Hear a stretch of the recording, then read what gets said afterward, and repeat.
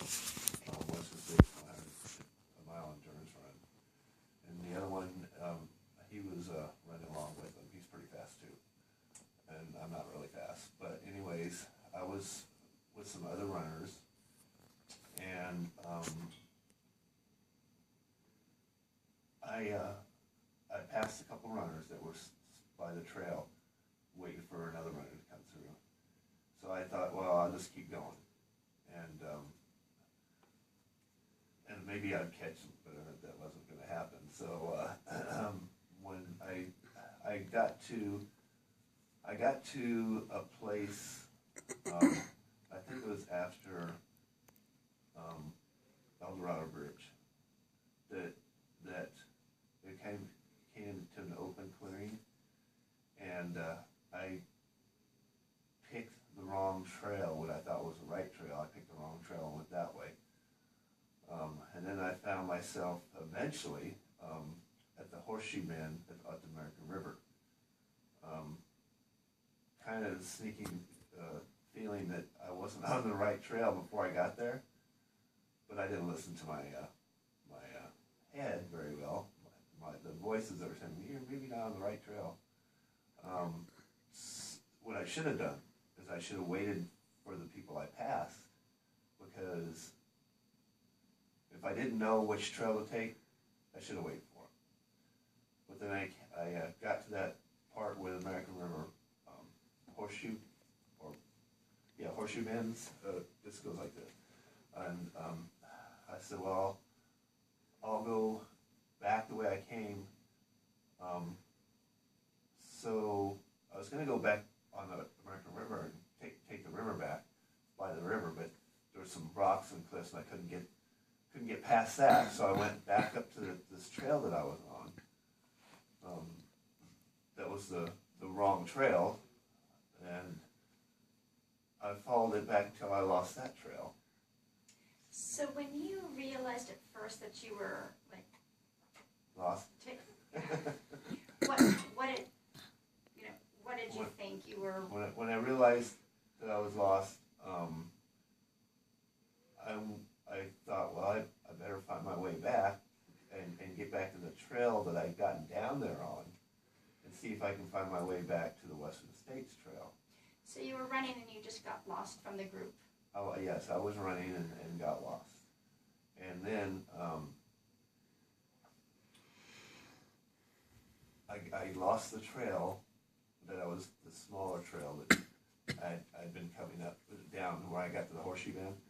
I was on that one, I lost that one. So I thought, well, I'm going to go and get down to the river. So I'll really walk the river out. So I kind of slid on my rear, and I did. Slid down because it was really treacherous. And I got to this spot that was, had some rock outcroppings. And I stopped because there was no way I was going to get down to the river there, because there's too many steep drops. And so I said, well, I'll just stay here because it's late now, and I'm sure that they're looking for me, and I'll stay there. So the first night I stayed there, it wasn't too bad. That day, it was kind of sunny a few times, and a little cold, but not too bad. So that was Sunday? That was Sunday. Okay, so how did you stay warm? What did you do Sunday night? Tell me about the nights. I just had on Sunday night I had my Patagonia racing windbreaker, and my short sleeve tech shirt, and my compression shorts, and my regular running shorts. And it wasn't too bad that night. However, the next day, it started raining a lot, and it was getting colder, and that's all I had. So Sunday night, did you curl up in a ball? Did you huddle by bushes? Well, pretty much on Monday night I did that. I curled up into a ball. Pretty much on Monday night I curled up into a ball to stay warm. It was raining, and I backed myself up into some brush. The wind came up a couple times, which was not pleasant. And then I tried to I guess, leave out, I think I left my shirt out, so it would, it's orange or gold, and a regular t-shirt with my tech shirt, so people might see it. So that didn't work. I think that might have been Monday night, though. It's kind of hard to remember.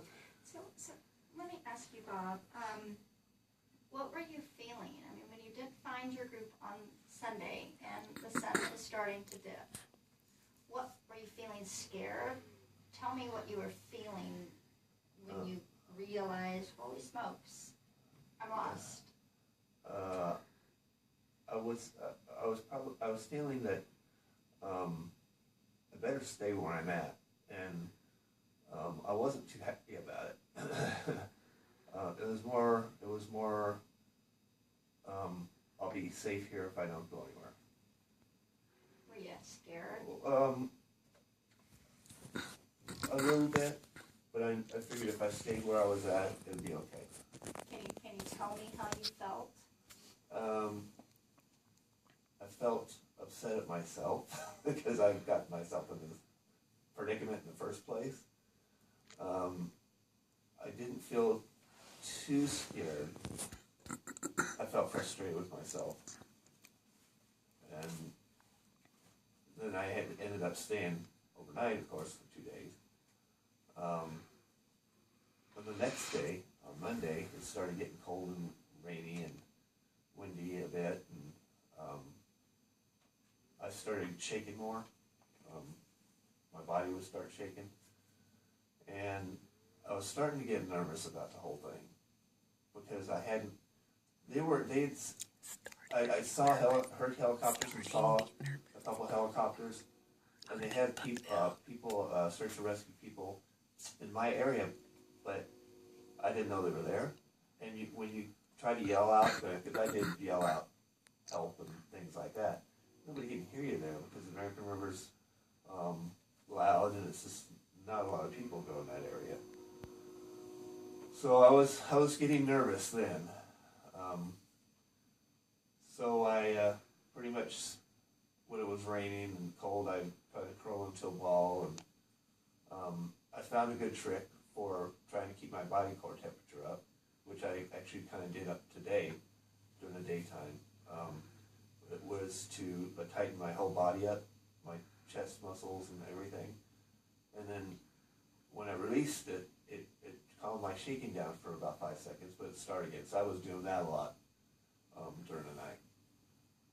So were you aware? I mean, you said you heard the helicopter overhead, and were you aware of all the people searching for you? Was I aware of them? No, I didn't know that many people were looking for me. What do you think of that? I think I'm grateful that they were looking for me. There were people all over California, and I'm blown away by how many people were searching for me. Okay. Yeah. So we have to go train. You're doing great. We're almost Yeah, can you do me a favor? When I do get a shot, Dave, can you put that transmitter behind him? and move the cup. Yeah, a cup and a few other things. And since we're waiting for that train, maybe you can just show me your. No. Well, I mean, He's got a nice big scratch on his upper arm. Don't make him take off his bandage. can you do just like you did just now? Like this, and then turn it. Well, tell you what. What if you just show me your? Don't do it. Do you want that on there? And maybe just go. Can you just kind of put the bandage back on and then show me? Turn your arm so I can see your scratches on. There you go. Yeah, pull your sleeve. Yeah. Perfect. Yeah, I have scratches and stuff all over me. Okay. Sounds like the Dave, train's clear. We're good. Okay. Yeah, that one water bottle. Can we just move that Sure. a little Water bit, bottle. please? Do you need a sip?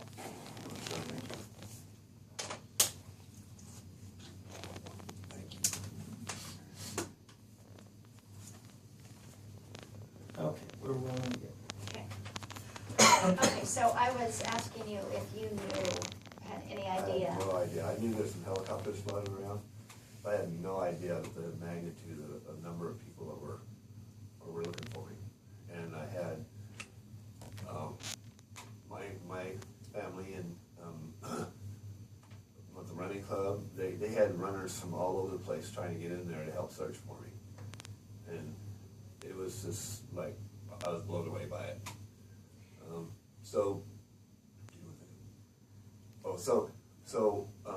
Tuesday, I decided to get out. So I crawled out of there. Literally? Literally, yeah, because you have to on your hands and knees. You can go underneath brushes and trees and things like that. So I got out. So why did you go underneath bushes and trees? Because I was going right through the middle of, smack dab middle of everything. I hadn't hit a trail yet or anything. But I got out and I thought, oh, now I can get over to the other side of the canyon and get down to where the El Dorado Bridge is at. So I come around and I get to this place where I thought I can get to the El Dorado Bridge, and I look down and there's an Evian water bottle sitting there. I go, wow, it's civilization. People have been here. Then I realized I had come right straight back to where I had started. And it was like, I cannot express the words that came out of my mouth then. And then I tried to leave again, and then I fell on my tailbone trying to get out of there again. So I just sat there for a while. And then it started getting colder. The temperature was dropping. And I started shaking more. So I said, you know, they haven't found me yet, and they're probably not going to. So I'm going to get out of here. I'm going to just go up the hill and west. Just go up and keep going up and west. So I was crawling through, and my fingers were white. All my fingers were white. I'd stick them in my armpits to warm them up, and they started hurting, so I knew I was doing something right. And then I noticed some manzanita bushes that had snow on them, so I said, well, I haven't had much to drink. I think I'll take some snow and drink some snow. And